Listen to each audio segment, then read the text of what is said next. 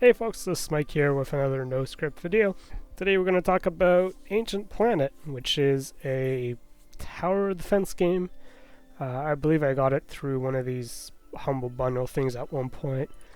It's an okay game, I'll put it that way. Let's just, I don't know, let's try this level. We'll see if it's an okay one. I just wanted to take an earlier level so we can run through it real quick. Give you guys an idea what this game's about, and yeah, have some fun with it. So yeah, like I said, it's kind of an okay game in terms of tower defense for a couple reasons. There's some weird stuff going on, like I'm not sure if it's necessarily intended or not, but I feel like there's some weird kind of cheesy, almost game-breaking things I can potentially do at times. And more importantly, it doesn't feel all that great. I say that as, you know, someone who put like 10 hours into it. I think I'm more than 10 hours into it by now. But I think as I start showing some of the things, you'll kind of get what I mean, that this is not necessarily the best tower defense game there is out there.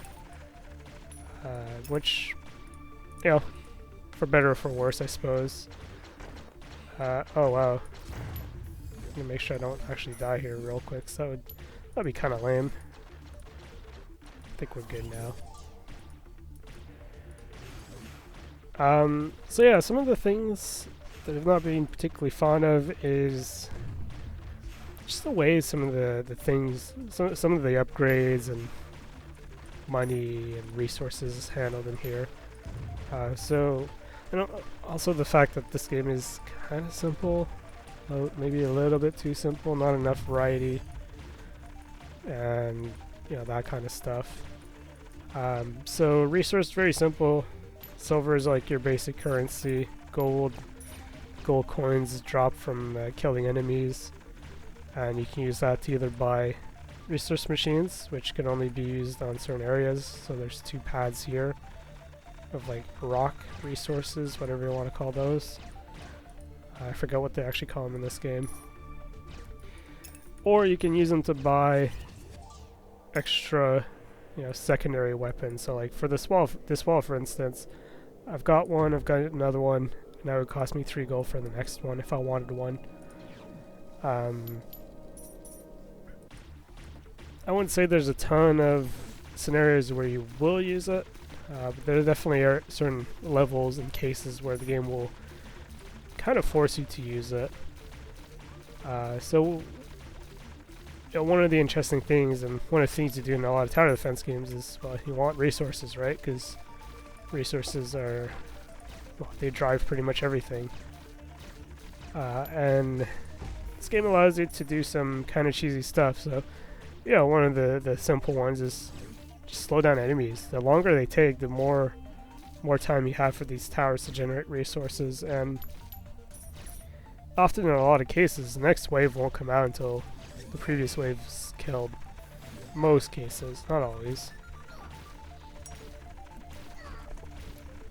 So you wind up having this pretty wide timing window of just kind of waiting there, you know, killing out the last of enemies, and the longer they take, the more time you can kind of just sit there and wait. And the more resources you start amassing, and kind of the easier some of these levels wind up being. For the sake of this video, I'll try and get rid of these guys a little quicker. Oh, right, this might be a little problematic. So normally I would actually let these healing guys sit here because they don't actually do damage, right? They heal each other. They'll actually heal each other to full health to the point where I can't kill them because they heal faster than I damage them. But the advantage of that is I can draw out a wave much longer than normal because there's still active enemies. And so it'll kind of avoid sending out the next wave until all those guys are dead. It eventually will send them out, but it's just, I can buy a whole buttload of time just kind of sitting there waiting. The other thing I find kind of unfortunate is there's no way for me to send out waves early. You know, I don't get bonuses for that. The speed up stuff, I wish there was a secondary speed up so I can go even quicker. Because on some levels I found myself waiting a lot just because nothing's going on, and you know, I've got it, right? I figured it out, I've got the right formula, and I'm just kind of waiting here. And it happens often enough that I can play a level on the first playthrough and I've got it figured out, I've got something that works. I'm literally just sitting there waiting for a lot of these waves. So like for instance, this level would be one where, because my towers and my upgrades are so far along from having played so much further into the game, I'm just sending out wave after wave as quickly as possible. Because why not, right? I've got nothing else to do at this point. I'm trying to buy upgrades as quickly as I can, but I've got no reason to actually let these waves go by at normal speed. So as we're getting closer and closer to the end, one of the things you might notice me do is these 2 resource towers. I'll end up selling them to get that 5 gold back. So 10 gold, you know, you might be wondering, why the heck do you want to do that? Well, when you complete a level, whatever remaining gold you have is turned into gems, and gems are used for tower upgrades. So these tower upgrades are not the ones in-game, but they're ones kind of globally persistent across levels. And those tower upgrades are actually pretty darn powerful. They're very useful. And so one of the things I wind up doing is by selling these towers, I get, well, in this case I'll get 10 extra gems combined with the 10 that I already have. Now that's usually like a level 1 upgrade for the towers right there, from, you know, just not uselessly spending my coins and trying to recuperate a lot of coins. So over the course of this game, it pays for a lot of upgrades. It pays for a shocking amount of upgrades by doing that. And since replaying levels still counts towards those coins or those gems, that's kind of where some of the cheesing stuff comes in, right?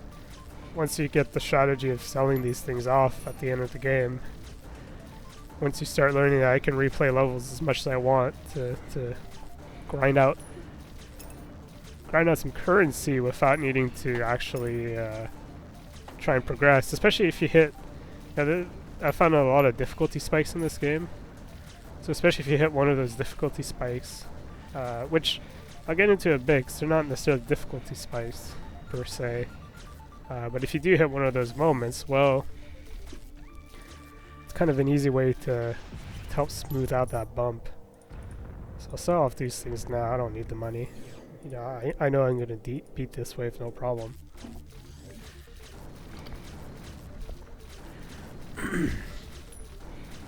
But yeah, speaking of difficulty spikes, that's kind of something I don't like about this game in particular, which is, you know, a lot of tower defense games, if you don't succeed, it often feels like I kind of took the wrong path, right? I didn't take the right path to complete it.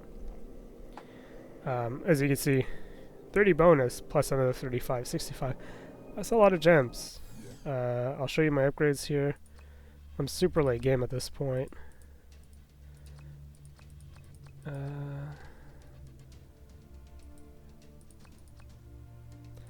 75 is like the last upgrade for this tower in particular, so yeah, I got enough for that plus another one.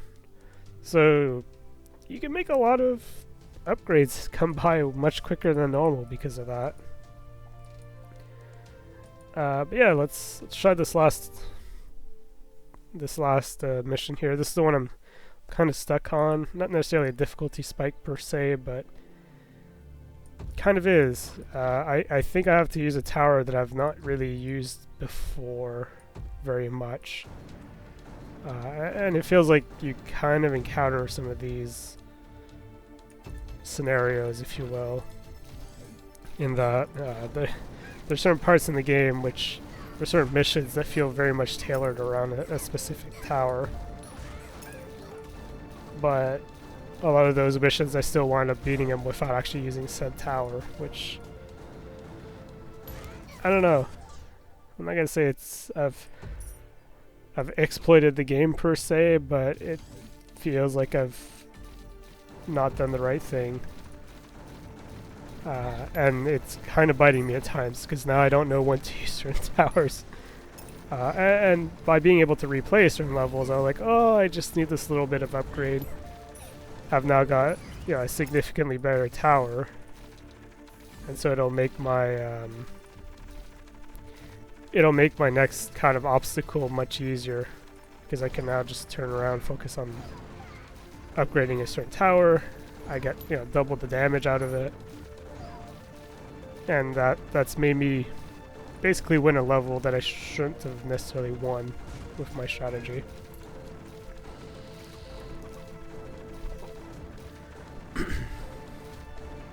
So yeah, you wind up breaking a bit of the balance in that sense, which I'm not sure if it's intended or not, because one of the things the game will do is, it's not necessarily a random difficulty spike per se, but it's more along the lines of, these levels are like, they want you to upgrade your towers in such a way that, like, there's no way you would have towers upgraded that way at that point in time, so it feels kind of broken when you get to these levels in particular that I'm thinking of. You know, you get there and you're like, how the hell am I supposed to be that without having to respec everything? And it's happened to me a few times where I kind of forgot about certain upgrades and whatnot, so you know, I get to that area of the map and it's just like, boy, this is like impossible. And I go through it and I play it a couple times, and indeed it does feel like it's impossible. But after going back and getting up the upgrades, respecking, and going kind of a completely different route of towers than I normally would, I wind up beating some of these areas. But also, I don't know if you noticed, but I put a lot of towers near the end. That buys me a lot more time, which means I get a lot more resources. Like, so there's some kind of cheeky things you can do in that sense that'll also wind up making your certain levels a bit easier if you position stuff the right way.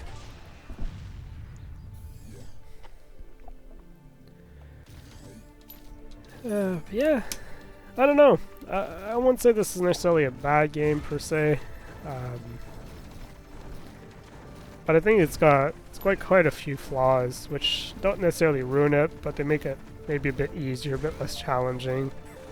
On the same note, I feel like there's not enough variety in terms of like the different towers and abilities and whatnot. You know, this feels very much like your standard tower defense assortment of stuff, which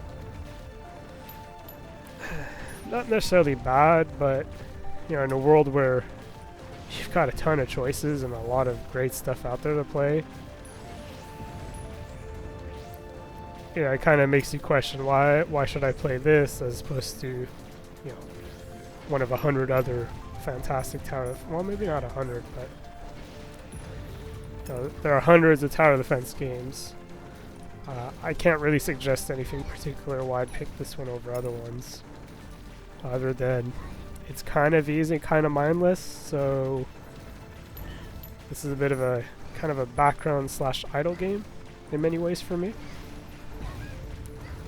So maybe if you're looking for that, you know, that's probably why I've got so many hours into it. Otherwise, I probably wouldn't have spent that much time on it. Again, not to say this is necessarily bad, it's just there's a lot of other good games out there that I've placed ahead of this one. Ooh, this guy's gonna hurt. But that's fine. Alright. Ooh, okay. I was wondering if they're gonna actually freeze there forever.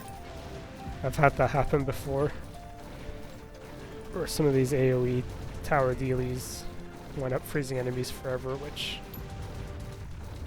it's freaking great for me when that happens, because it basically means I can... Oh no. Ah, that sucks. I could have actually saved that had I sold my 2 towers. Oh well.